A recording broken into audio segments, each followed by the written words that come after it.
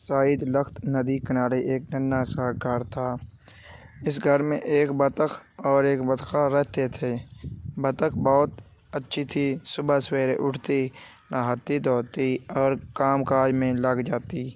بطخہ بہت خراب تھا، کام چور، نکھٹو، نہ کام کا نہ کاج کا، دشمن اناج کا، دن بھر پڑا رہتا۔ بطخ بطخے کو بتھیرا سمجھاتی پر وہ نہ سمجھتا، ایک کان سے سنتا دوسرے سے اڑا دیتا۔ ایک دن بطخ بولی، کچھ خبر بھی ہے؟ سارا اناج ختم ہو گیا، اب کھائیں گے کیا؟ بطخے نے کہا، گھبراتی کیوں ہو، خدا دے گا۔ بطخ بولی، خدا انہیں کو دیتا ہے جو محنت کرتے ہیں، کام چوروں کو خدا نہیں دیتا۔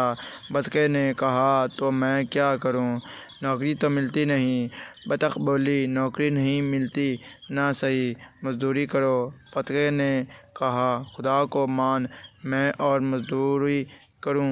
توبہ توبہ، ارے میرا باپ تحصیلدار تھا، اس کے دروازے پر ہاتھی جھومتے تھے، صبح شام لنگر بٹتا تھا، سینکڑوں بھوکے پیٹ بھرتے تھے۔ بطخ بولی، باپ کو چھوڑ، اپنے آپ کو دیکھ، موا نکھٹو، کاہل، ٹٹو، یہ کہا اور پھوٹ پھوٹ کر رونے لگی۔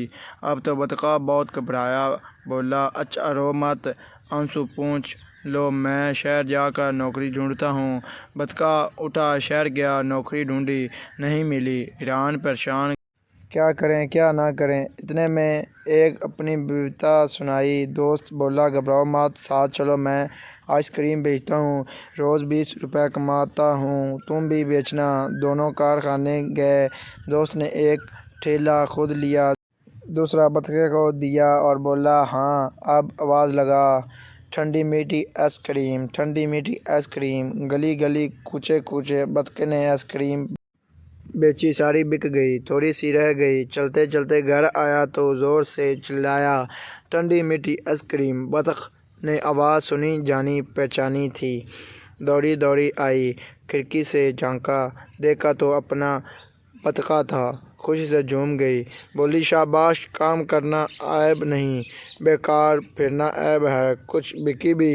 بطخہ بولا، بس تھوڑی سی رہ گئی ہے، اسکول کی طرف جا رہا ہوں، وہ بھی بک جائے گی۔ بطخ نے کہا، اچھا ایک مجھے بھی دے دیکھوں کیسی ہے۔ بطخہ بولا، اچھا پیسے دو اور لے لو۔ بطخ ہنس ہنس کر بولی، چل ہٹ، اپنوں سے بھی پیسے۔ بطخہ بولا، اپنا ہو یا غیر، پہلے پیسے پیچھے مال، اچھا اب میں جاتا ہوں، بچے گی تو لیتا آؤں گا۔ یہ کہہ کر ٹھیلا آگے بڑھایا اور زور سے بولا، ٹھنڈی میٹھی آئس کریم۔ والسلام، اللہ حافظ۔